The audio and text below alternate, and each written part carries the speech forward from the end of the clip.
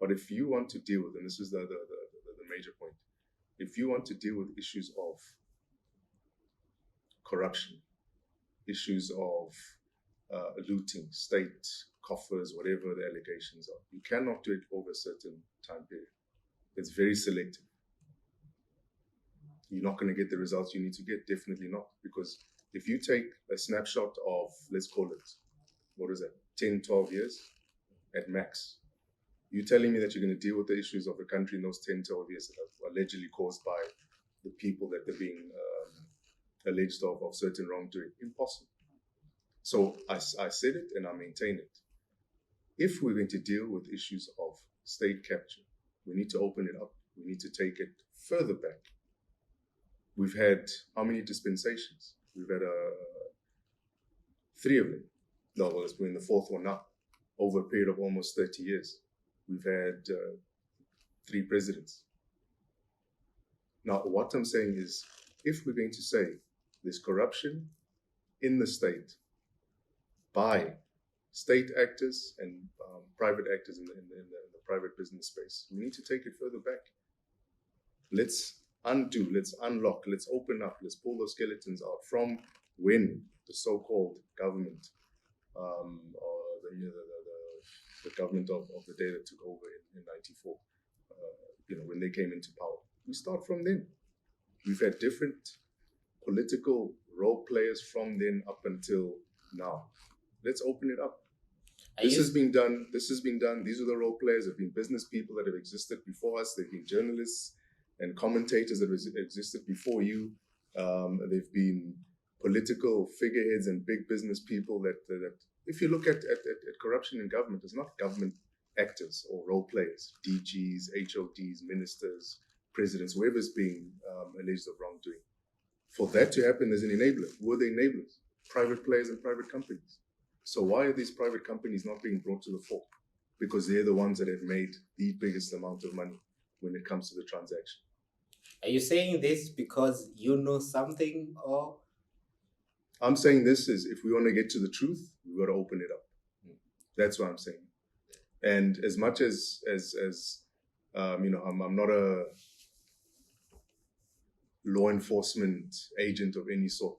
But if we take a look around and we see what's happening, we can see there's people who've benefited and are being left alone. Like I said, recently, as recent as this past week, one of the major cases that we're expecting to understand, we look at the Phalaphala case. How do you explain that this case is, there's no one that's up for prosecution? Nobody. There's monies that have been moved around, different currencies. We don't know where the money's coming from, different players. You link back to that, there's sealed documents when it comes to account information. If we're being transparent, let's open it up. Why are we sealing the documents? If you're innocent, like you say you are, what are you afraid of? When it's us, when we say you're innocent, no. They cook up stuff and they come in, they do all sorts of stuff, and we still have to answer.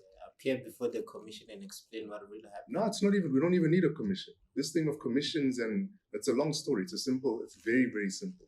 This is what it is. That's why when you look at the commission, a lot of these commissions, as much as they try to get to the truth, they take too long. We can't, when something happens, say, commission of inquiry. It's simple. I think it's clear that there's been money found, and it was not South African denomination. It was a huge sum of money. It was found on a certain property. Straight.